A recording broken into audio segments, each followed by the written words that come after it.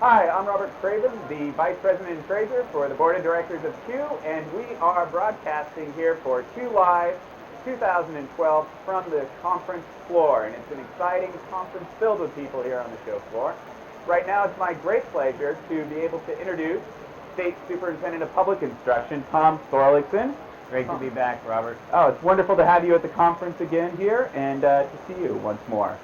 So I wanted to ask, there currently is a lot of excitement around the new Educational Technology Task Force that you've set up.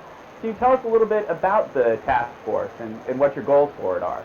Well, it's been a long time in coming. As a legislator, I wanted to get this started, but now I'm in the position, superintendent, to really push California to the forefront, to bring a team together that will look at a strategic plan, a blueprint, an action plan for California to implement technology in all of our learning strategies, to have our students be conversant with the research tools, with the magical learning programs that will advance their learning in every subject matter.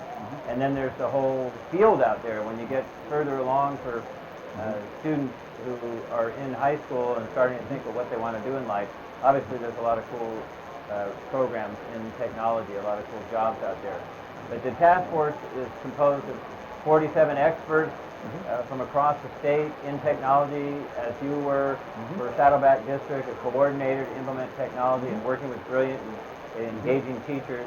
We want to see this happen all over the state of California and develop an action plan and a pathway as to how to get one-to-one computing in every class and every day throughout the day. We want to see this happen throughout the state of California. Oh, excellent. That's really exciting. I think the one-to-one computing is just such it gives so much promise to the students and really lots of opportunities, as you said, especially for those students as they're looking and going through college, or through high school rather, maybe into the career tech ed, and it's just such a great space. Wonderful. So can you tell a little bit more about the 47 members and what types of people you look for and how you selected them? Well, we have a great Ann Mallory with the broadband width organization. We have a number of people. Barbara Nemco is a great leader from Napa County. So she has had the experience working with Napa City School District and the startup of American Canyon High School with getting countywide partnerships going that is investing in the technology. So we have experts like this from all around the state, from the technical experts like you were for Saddleback District and now soon to be for Fullerton. That's congratulations, by the way. That's Thanks very fantastic. much. Thank you. I'm very excited. So that's good. So you have a broad perspective then of people Absolutely. coming to this task force Absolutely. from all perspectives of technology Indeed. and classes. No, that's great. That's great. And then what aspects specifically will the task force be addressing? What's the call to arms for them, if you will, that you're looking to have them do with the blueprint? Well, how to get to the goal of having technology be ubiquitous and having it be comfortable so that teachers have the professional development to know how to use it and how to use it to assist student learning, getting the students engaged. So it's basically a blueprint to do everything from looking at the gaps in the California plan, which is very old in the time frame and fast pace of technology evolution. We have a plan that was put together in 2006, and it wasn't really put together that well. Right. So we need a plan. Look at the national education technology plan, see where the gaps are for California. We're going to do an inventory, obviously, of the broadband capacity, of the internet connecting devices we have. We have a goal to get ready for the Common Core assessments and testing coming up in 2015. We have the computer adaptive testing with Smarter Balance.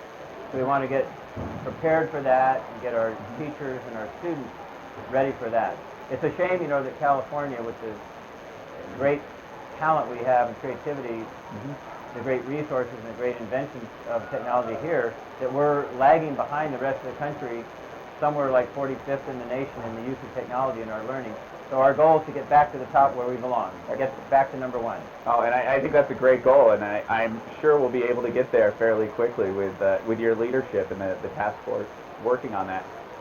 And so one other question that I kind of wanted to ask you about is that I know as a classroom teacher that one of the great joys of your job probably is getting out to see a lot of different initiatives, getting to see a lot of different classrooms, and I know you spent a lot of time this morning walking around and seeing the Student Technology Showcase here at the Q conference. What are some of the things that are really standing out to you as far as what students are doing with technology right now? What are some of the great things you saw either this morning or in your recent travels to classrooms? Well, this is what's inspiring. We have budget problems. We have, historically tough times in terms of what's happening in the economy, what's happening with our school budgets. But technology is a game changer. And when you see students engaged, like I saw today, like I see when I visit classrooms, I see them in certain types of mathematics programs being paced along, playing games, having fun, being engaged, but learning fundamental concepts in math as they go forward, in learning the English language, and doing science labs. And these students today, they can create a story, write a story, illustrate it. They can make it into a movie with the iMovie app. They can do keynotes in terms of a presentation of a whole series of things that combine history and literature and science. And so the linked learning opportunities and the creative opportunities for these young people are incredible. And they're, as you know, they're so adept, so facile with using the technology, comfortable with it, and they're teaching the teachers too. Yeah. In many cases. Oh, they definitely are. And that's what's truly inspiring. That this is the future. These kids are embracing it, and we have outstanding teachers. Q is such a leader. Q and your members are such leaders in bringing this new frontier to reality and making it a place where our students and our teachers around the state will be comfortable and come back to the top and really be learning at the maximum optimal way. Yeah. Oh, I appreciate that. It's so great to hear that, and I think you really hit it on the head with the way the students are able to interact with one another and show their knowledge and really be empowered to take a leadership position is great, and it's only going to mean great things for the state. And with the task force, I'm sure it's just going to, thinking out 3-4 years from now, what will happen with what they'll be able to showcase because of the task forces. I think it's going to be fantastic. So. Well, the other thing that we did is I took office a year and a half ago is create a transition team and a group of experts that looked at where we should go in learning in general. And technology is a big part of that. We dubbed the initiative No Child Left Offline. Excellent. Not to be confused with that other one. Yes. But we looked at the potential and said we just got to pull our resources together and go there. And the neat thing that you just also touched on, Robert, is these students are learning to work in teams. They're learning to communicate. They're learning to communicate in multiple dimensions. Yes. Visual, movie setting, in the written word. They're learning to write and think and communicate and team up.